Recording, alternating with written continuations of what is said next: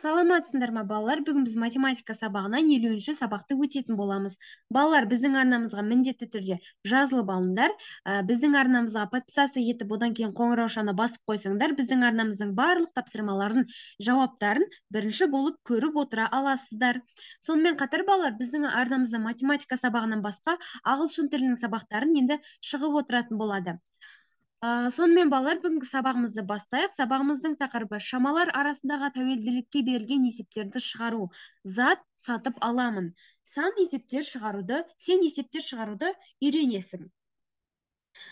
Бірінші есеп. Заттың бағасын, санын, құнын қалай табуға болатынын есіңе түсір дейді. Балалар, яғни бұл жерде көріп тұрғандай, Q дегеніміз құны, B дегеніміз бағасы, S дегеніміз саны екен, иә? Құнын табу үшін біз бағасы мен санын бір-біріне көбейтеді екенбіз. Ал бағасын табу үшін құнын санына бөледі екенбіз. Енді санын табу үшін құнын бағасына бөледі екенбіз, иә, балалар? Осындай бізде есептер шығаратын боламыз бүгін. Осы жаңағы формулаларды естерінде сақтап, дәптерлеріне жазып қойыңдар.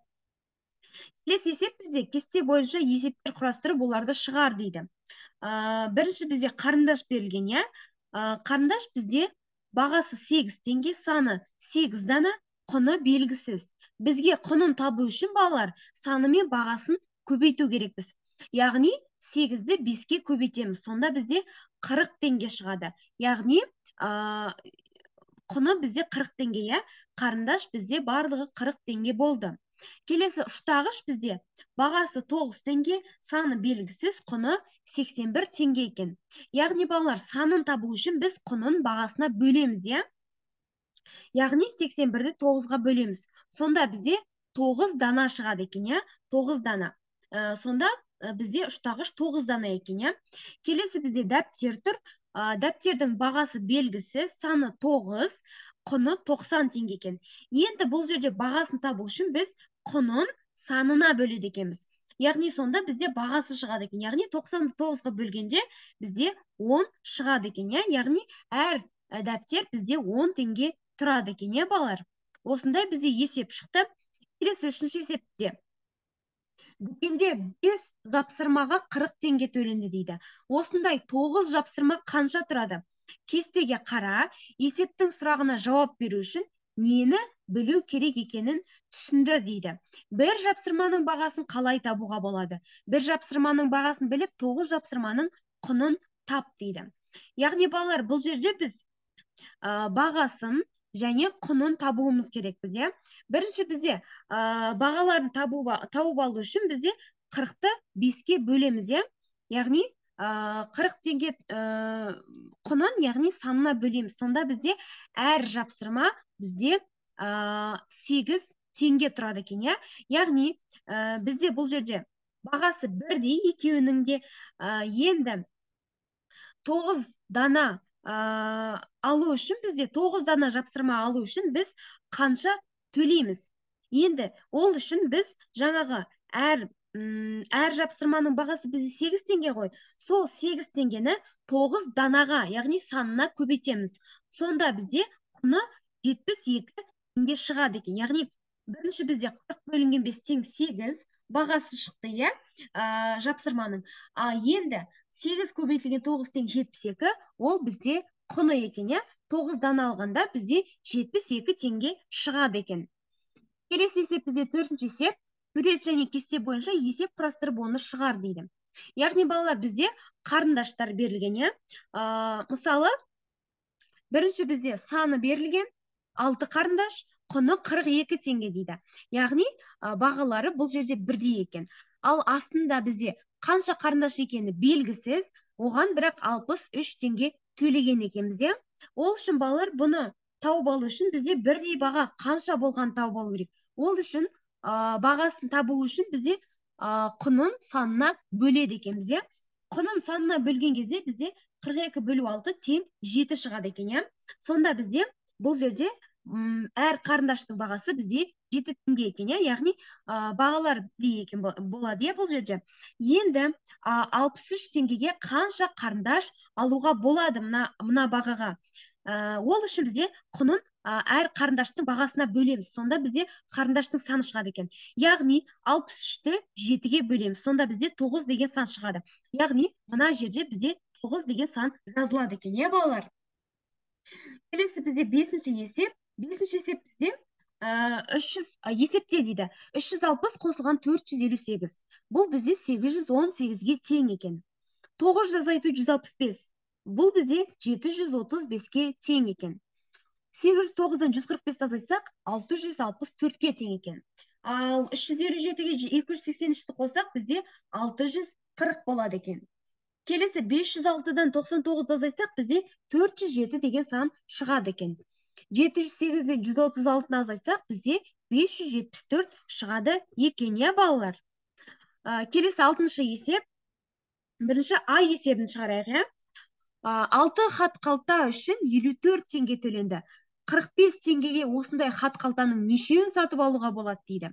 Яғни балалар, бұл жерде бізде 6 хат қалта үшін 54 теңге төленді дейді. 45 теңгеге осындай қанша хат қалтаның нешеуін сатып алуға болады дейді. Яғни бұл жерде бізде ең бірінші бір хат қалта қанша теңге тұратын тауып алу керек. Ол үшін біз мына құнын біз хат қалтаның санына бөлеміз. Яғни 6 хат қалта, иә?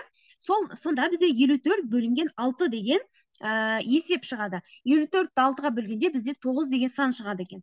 Яғни әр бір хат қалтаның саны бізде 9 теңге екен, иә? Енді 45 теңгеге осындай хат қалтаның нешеуін сатып алуға болады? Енді біз 45 теңгені жазамыз, бөлу болады. Әр хат қалта бізде 9 теңге тұрғандықтан 9-ға 45-ті 9-ға бөлеміз. Сонда 45 9-ға бөлгенде бізде 5 деген сан шығады екен. Яғни 45 теңгеге біз 5 хат қалта сатып алады екенбіз, иә балалар? Келесі А есебі, біреуі 9 теңге тұратын дәптерлерге 45 теңге төленді. Біреуі 7 теңге тұратын саны осынша дәптерге қанша ақша төлеу керек дейді. Яғни балалар, біреуі 9 теңге тұратын дәптерлерге 45 теңге төленді дейді. Енді біз бұл жерде бірінші санын тауып алуымыз керек, қанша дәптер, саны осынша деп тұр, яғни бізге санын тауып алу керек. Ол үшін біз құнын бағасына бөлеміз. Сонда бізде 45 9-ға бөлгенде бізде 5 деген сан шығады. Яғни бұл осынша дәптер алған, 5 дәптер алған екен.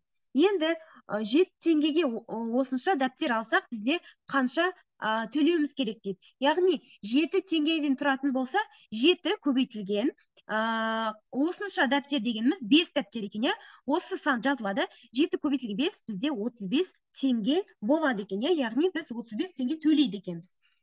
Келесі Б есебі. Біреуі 4 теңге тұратын 6 дәптер қап үшін қанша төлесе, біреуі 8 теңге тұратын бірнеше дәптер үшін сонша ақша төленді дейді. Неше дәптер сатып алынды дейді. Бұл жерде балалар 4 теңге және саны берілген, яғни бағасы мен саны берілген, құнын тауып алуымыз керек екен. Ол үшін бірінші біз 4-ті көбейтеміз 6-ға, яғни 24 шығады екен. Сонда бізде құны 24 екен, осындай бағаға дейді, 24 теңге тұратын бағаға 8 теңге тұратын неше дәптер алуға болады дейді. Яғни оны табу үшін біз жаңағы 24 теңгені 8 теңгеге бөледі екенбіз, яғни бағаға бөледі екенбіз. Сонда 24 8-ге бөлгенде бізде 3 дәптер шығады екен. Яғни біз 8 теңге тұратын 3 дәптер ала алады екенбіз, 24 теңгеге. Келесі бізде 7-ші есеп. Есепте дейді, 9 көбейтілген 7 қосылған 49 бөлінген 7. Бұл жерде 9 көбейтілген 7 дегеніміз 63, оған қосамыз 49 бөлінген 7 бізде 7 екен. 63-ке 7-ні қоссақ бізде 70 деген сан шығады. Келесі 100 азайтылған 4 көбейтілген 6. 100 азайту жазылады өзі, 4 көбейтілген 6 бізде 24. Енді 100-ден 24 азайтсақ бізде 76 деген сан шығады екен. Келесі 8 көбейтілген 9 қосылған 7 көбейтілген 5. Бұл жерде 8-ді 9-ға көбейтсек бізде 72 шығады. Оған қосамыз 7 5-ім 35 болады екен. Сонда 72-ке 35-ті қосқанда бізде 107 деген сан шығып тұр. Келесі 9 көбейтілген 4 қосылған 81 бөлінген 9. Енді 9-ды 4-ке көбейтсек, мына санды бізде 36 шығады екен. Оған қосамыз, 81-ді 9-ға бөлсек 9 шығады екен. 36-ға 9-ды қосақ, бізде 45 деген сан шығады екен. Келесі, 70 азайтылған 6 көбейтілген 7. Тең болады, 70 азайту өзі жазылады. 6-ны 7 көбейтсек, бізде 42 шығады. Енді 70-тен 42-ні азайтқанда бізде 28 деген сан шығады екен, балалар.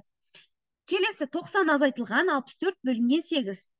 Тең болады, 90 азайту өзі жазылады. 64 8-ге бөлгенде бізде 8 деген сан шығады екен.